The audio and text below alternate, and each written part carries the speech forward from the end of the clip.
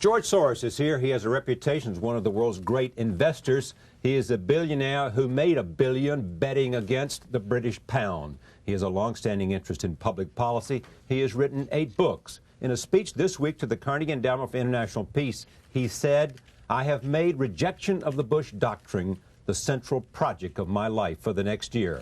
His new book, The Bubble of American Supremacy, spells out his arguments against Bush, the Bush administration, the war in Iraq, and offers some proposals for change. I am pleased to have him back at this table. Welcome back. Tell me first of all, the bubble of American supremacy. What is the bubble of American supremacy, and why do you use a term that has frequently been associated with the stock market?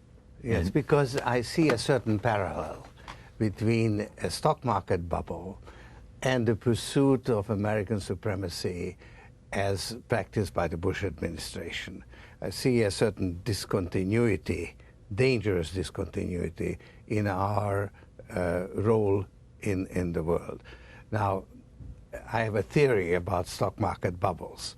Bubbles don't come out of thin air. They're based on reality. There's a solid foundation, but there is a misinterpretation, a misconception, and then things are carried too far. Initially they are self-reinforcing. The false idea is reinforced by reality. It gathers momentum. Then it becomes too far removed from reality, becomes unsustainable, and you have a collapse. That's right. What you had in... Now stop there, and let's just use one example to understand how we can take that application and apply it to America today. The most recent bubble was the dot-com bubble. Yes. Okay, tell me what was the reality, what was the irreality, and what happened, and what do we look for that explains that, and then take that understanding and apply it to foreign policy. You take the Internet. Right. It was a great innovation with great potential. It was misinterpreted as a potential source of enormous profits. Yeah. Now, and the creation of a new kind of wealth. Right. And that misinterpretation actually affected the fundamentals. But it wasn't just a stock market phenomenon, but it actually influenced the development of the industry. The use of the Internet was accelerated by the bubble. Yeah. So it was self-reinforcing. Reality actually moved in favor of the bullish bias that was prevailing in the market. It got carried too far, and then you had the collapse. Because the stock market prices had nothing to do with the reality of earnings. Well, as I say, they were exaggerating the prospects, but the exaggeration actually reinforced the possibilities that Internet companies had. For it actually accelerated a kind of a feedback mechanism between reality and the stock market perception of reality. It's a feedback mechanism that initially was self-reinforcing and then became unsustainable and led to the collapse. Okay, now apply that to American foreign policy and American supremacy. Well, the reality is that we are, in fact, the most powerful nation on earth, that we really have a dominant position, that we set the agenda for the world, and the rest of the world has to react to the agenda that we set. The misconception is that we ought to use this dominant position to impose our will on the world. And that is, there is a sort of ideology that international relations are relations of power. And we are powerful, and therefore we should use that power and impose our will. This finds expression in the Bush Doctrine, which basically has 2 pillars. One is that we must maintain our unquestioned military superiority, both globally and in any one region of the world. Second, that we have the right to preemptive action. If you put the two together, you have two classes of sovereignty. All right, let me look at the first one then. We'll come back to preemptive action and our ability or the correctness of applying our power. Do you not agree that the United States should have military superiority in most parts of the world, that it is in our national interest to maintain our military superiority? No, I agree with that. Okay. And I also agree that under certain circumstances, you may be obliged to take preemptive action. But when you put the two together, you see, that's a very dangerous brew, because it means that not only should you have the power, but you should use that power. You should impose your will on the world. And that is not how we got so powerful. In other words, this is not what made America great. We have not abused our power in the past. We haven't, occasionally we did. I mean, we invaded Grenada, and we have had small infractions. But now what we are doing, what we have done under the Bush administration, and partly, of course, as a result of the terrorist attack of September 11, that we have gone off the rails. We have gone too far in the direction of imposing our will unilaterally, arbitrarily, and basically indulging in a self-reinforcing, in a self-fulfilling prophecy that international relations are relations of power and not law. Now, if we, the most powerful nation, believe that, then that becomes the reality. And that is a terrible development for the world, because it really sets us back. Obviously, international law is not well developed. We can't rely on it for our security. That's why we need the first pillar, namely maintaining our military. But we must strengthen international law, not destroy it. And this is what Bush administration has been doing. And at a minimum, engage in debate and dialogue if we disagree with some aspect or some policy that has to do with international law, whether it's a Kyoto or whether it's an international criminal court. A lot of problems in the world, including the existence of tyrants like Saddam Hussein, that we need to deal with. But we can't really deal with them unilaterally. We can't be either the policeman of the world or the godfather of the world. We do need to work together with others. We do need to have some standards. We need to have treaties. We need to have rules. One of the great unsolved problems of our global system now is how do you get rid of the likes of Saddam? It's very important to find a solution to that, because most of the misery and poverty in the world is due to bad government. Yeah. So there has to be a way. Dictatorial governments or bad governments or the absence of democracy. Would you go that far? That's right. Or failed states. Right. And this, you need to, therefore, to cure those problems, you need to find some way of intervening in the internal affairs of countries. But you have the principle of sovereignty, and that agitates against intervention. So in the constructive part of the book, I deal with that problem, how we ought to lead the world in solving that problem. All right, let's jump to that then, and we'll come back and talk about some of the questions that might be raised about this. Take Saddam, take Iraq. Yes.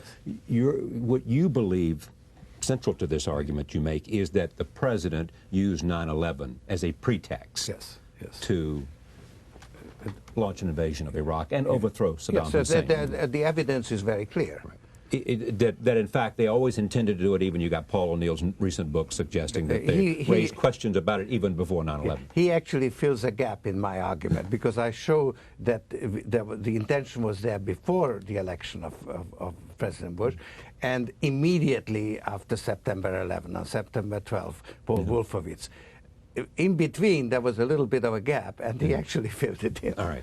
So my question is, in terms of what might be a constructive way, a future way, other than preemptive action, how is it possible to deal with a Saddam, in your judgment, if you go to the United Nations and suggest that there are all these violations of UN resolutions, and yet the Security Council does not say, if they do not, vote to join you in an action, what ought to be the United States' position if it believes its national security is at risk? I think that whenever possible one should go to the United Nations, but it's not always possible because some countries have veto power and you can't get the necessary votes. And that's what happened in Kosovo. And I supported our action in Kosovo very vociferously. There's a big difference between the two cases. But let me come back to the problem, which is the problem of sovereignty. Now, I argue that sovereignty is basically an anachronistic concept, with kings and subjects and so on. But in the French Revolution, the king was overturned and sovereignty passed to the people. Yes. So now you have the sovereignty of the people, but you very often have governments, rulers, who abuse the people over whom they have power. Then you have the need for an external intervention and that justification. So your argument is the sovereignty of the people. The sovereignty of the people leading to the role of the international community to protect the people against abusive tyrants. That actually is a doctrine that has already been proposed. Now, you then need a legitimate international forum that would legitimize that action. The United Nations is clearly has that potential, but it can't always be invoked.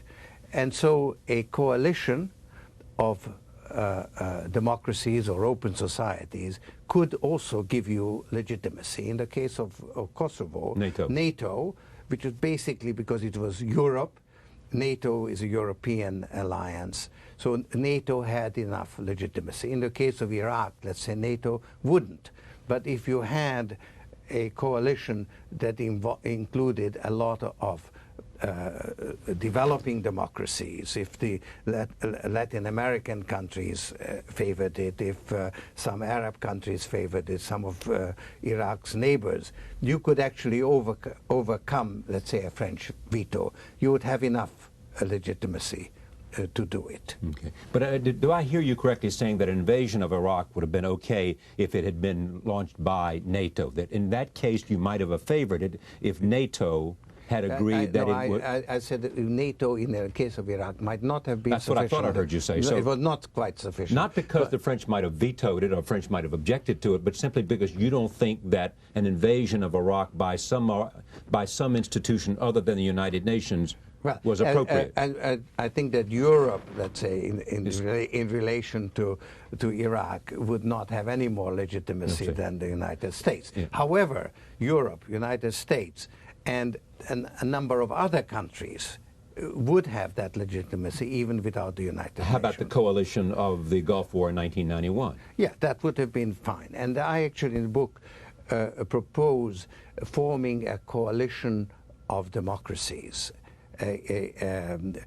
based on a declaration which already exists, the Warsaw Declaration, which says that it is in the interest of all democracies to foster the development of democracies in other countries.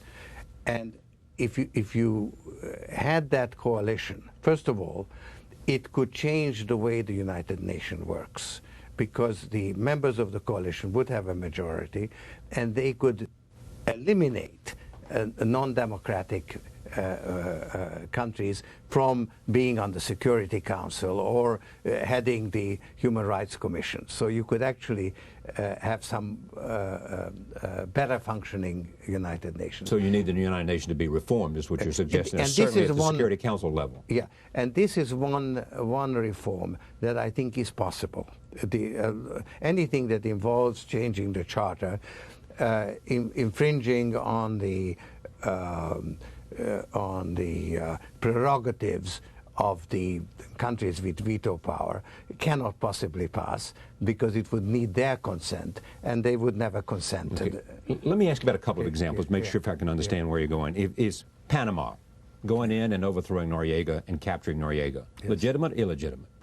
You know, I don't actually. I think this was a unilateral action on the part of the United States. I think it was too. And while there was a justification for action, I'm not sure that it was all. Grenada would not have been. I don't think it would. Grenada was not particularly. Bombing Libya. After their supposed after the nightclub incident in Germany. Yeah. I think that was legitimate because you were dealing with a terrorist act, and you had an address. You knew that it was Libya that was responsible for it, and therefore you go after a terrorist. You know where he lives. Our going into Afghanistan after September 11 was legitimate. You supported that? I supported that. Now, why was that legitimate? Because that's where bin Laden lived. So we had an address. Yeah. Now, the problem with war on terrorism, as we are currently practicing it, is that we want to produce some results. But terrorists don't usually tell you where they are. Right. So you and they're not a nation state either. Yeah, and so you use military power, and you hit innocent victims. So there were 3,000 innocent victims in the Twin Towers. There have been more than 3,000 innocent victims of our war on terror. We don't pay attention to that because they are not Americans.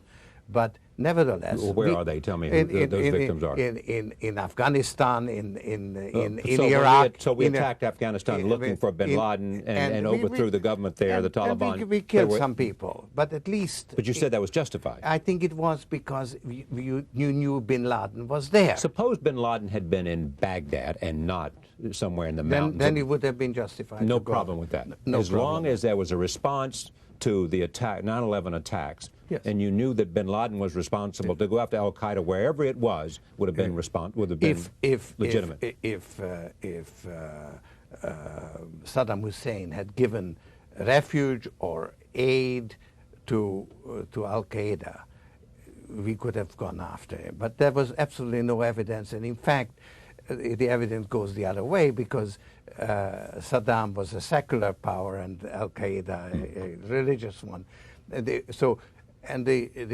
The Bush administration still believes there was some kind of connection, not that that Al Qaeda, that Saddam had anything to do with 9/11, but they still believe there was some connection between Saddam and terrorist elements. Well, there's no question that Saddam was a bad person and and an oppressive tyrant, and he killed tens or even hundreds of thousands of his own people using poison gas. So I mean,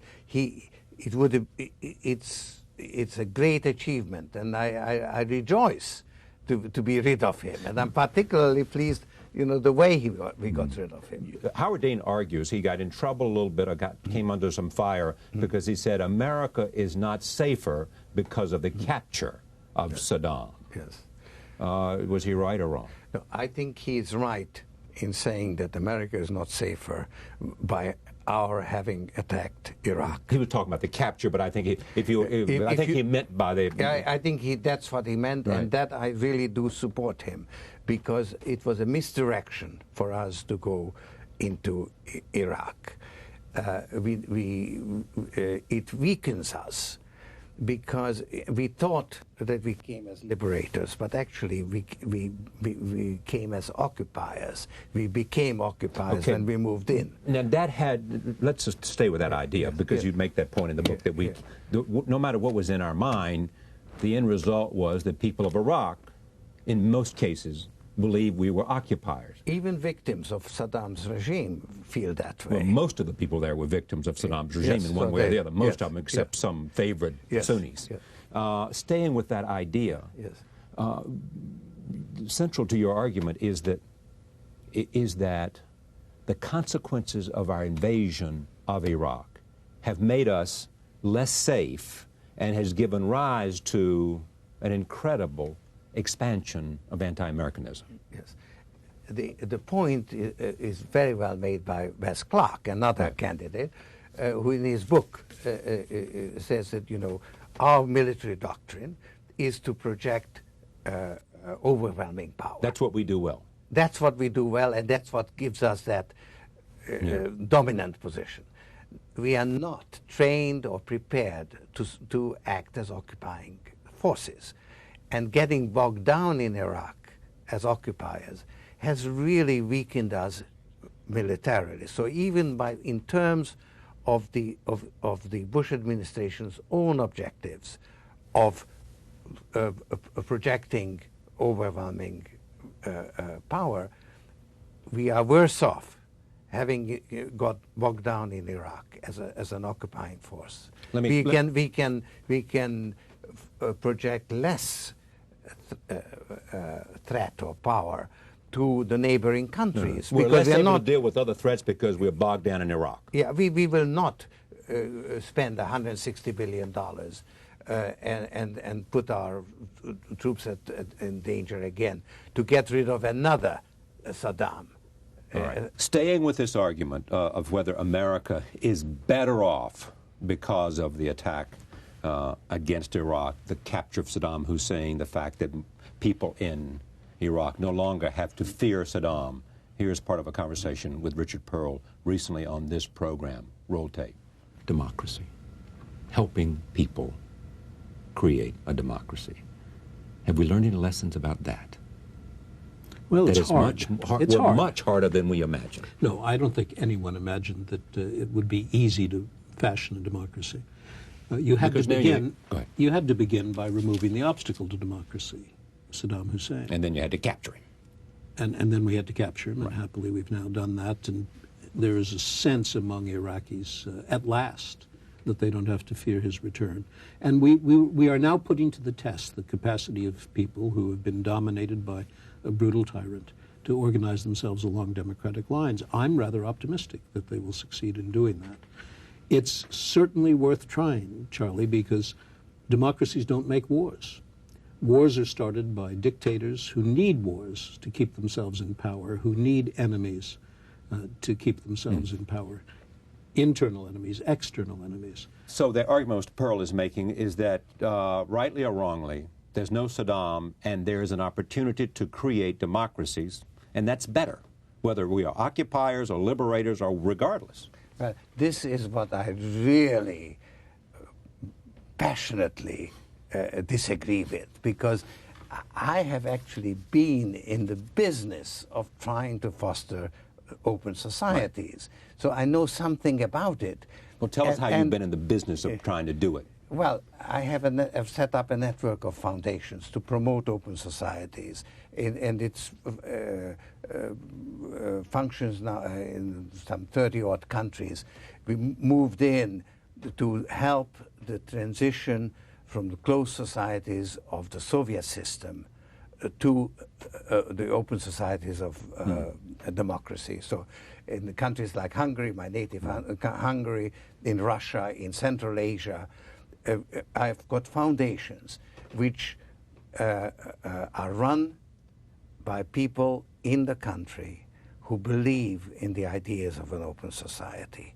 And they decide what they need to spend money on and what kind of actions are needed. And I think that the foundations have made some contribution to promotion of a democracy. Okay, from that experience, why is it that what Pearl said about hoping to create a democracy in Iraq is so bad?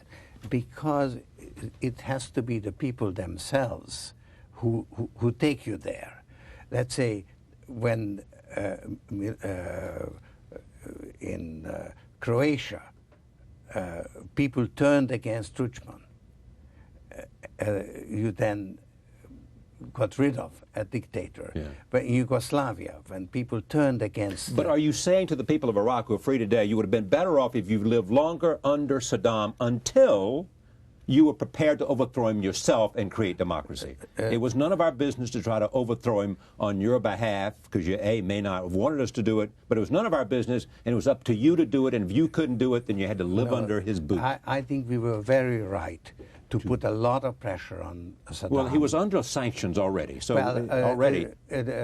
sanctions didn't work that well, because actually they strengthened the regime. They strengthen most dictatorships, don't they? Because it leads to smuggling, and who can smuggle? Yeah. The one who has access to the local authorities. But anyhow, let's talk now about the after September 11, right, when there was a desire to impose to get rid of weapons of mass destruction in Iraq, and because America was determined, the UN actually functioned extremely well in passing a very strong resolution.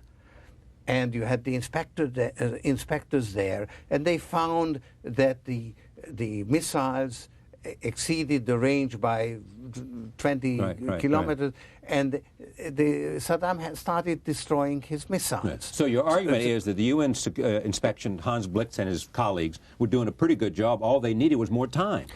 And they were actually effective. There was no way in which Saddam could have used his weapons, even if he had them. And I think that had we given it time, and it would have worked. And I think that the people of Iraq would have actually overturned Saddam, because they were. I believe that. I believe that because... Why do you believe that? What I tell you why. Empirical evidence is there that suggests they would have had that power? I tell you why. You have to ask yourself, why didn't Saddam come clean? And no one knows the answer to that. No, What's your... Well, the reason was that he couldn't afford not to have these weapons, because he was intimidating his people. People were afraid of him because he had this overwhelming power. But... So you're saying that Saddam had to use the fear that he had nuclear weapons, that was the reason that he was able to intimidate his own people, not countries outside his own borders. That's right. That's right.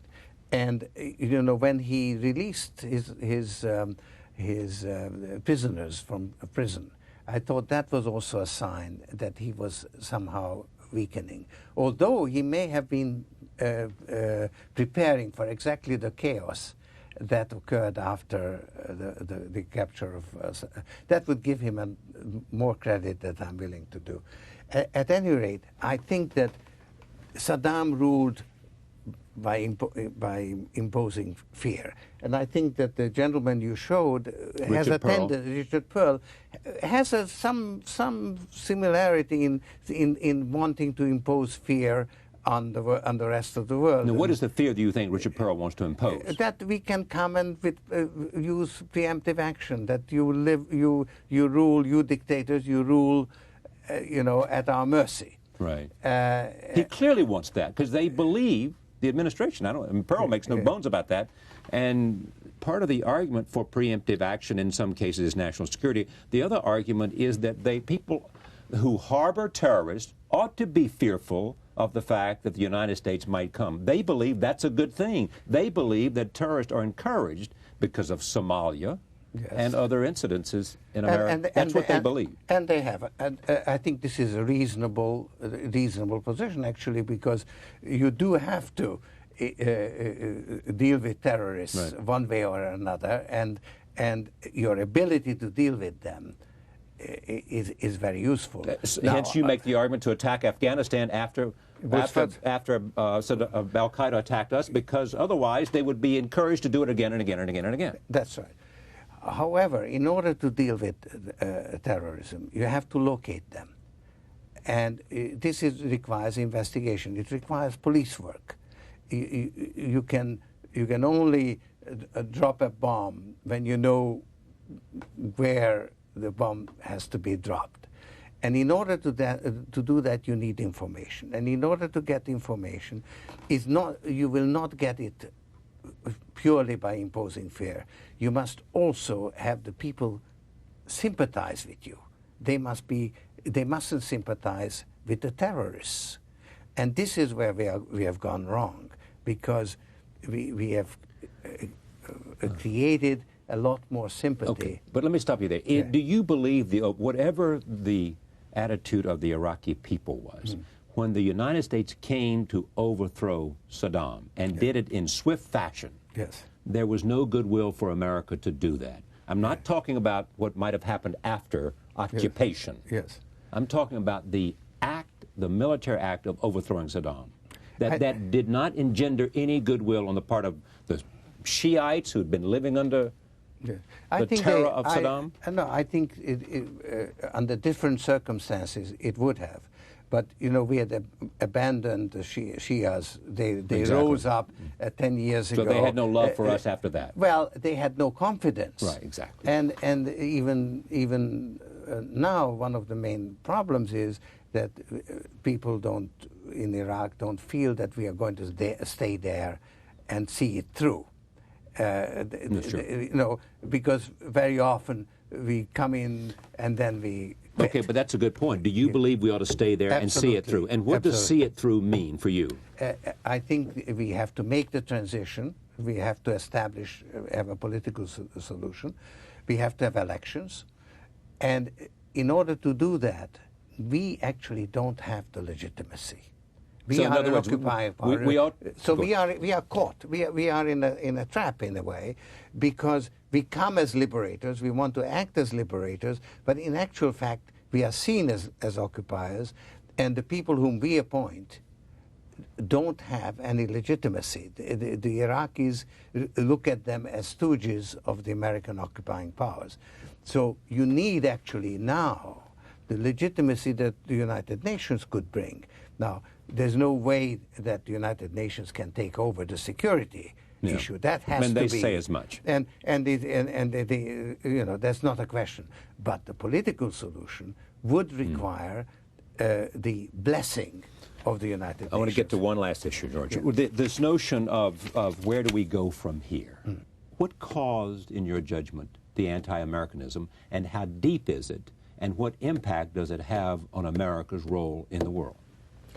I'm afraid it's now very widespread, and I think I would like to have a situation where it is attributed to the policies of this administration, not to America. In other words, my point is the elections, forthcoming elections, is a referendum, not a normal election. Right. It's a referendum on the Bush Doctrine. If we endorse the Bush Doctrine, because after all,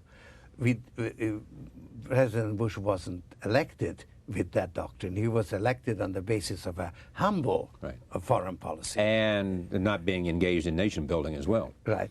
And I think it was a bit of a deception. I argued that in the book. But at any rate, that was not what his platform. If we now re-elect him, then we are endorsing the Bush Doctrine. And then we have to live with the consequences, which is widespread distrust and resentment in the world. And if you if we reject it, then we can write it off as a temporary aberration. We have had it before. We've put Japanese Americans into concentration camps, but we have overcome it. It was a temporary thing. And America stands for certain values, values of an open society. And we would then resume our rightful place in the world as a powerful but peace-loving nation. And that is what is the choice. And this is why I'm so engaged in trying to convince people that we have to reject the Bush Doctrine. This book is called The Bubble of American Supremacy, Correcting the Misuse of American Power, George Soros. I hope you'll come back, because a lot of things that are in this book that I want to talk to you about, including some of the issues about the future that concern you. Thank you for coming. Pleasure to have you here. We'll be right back. Stay with us.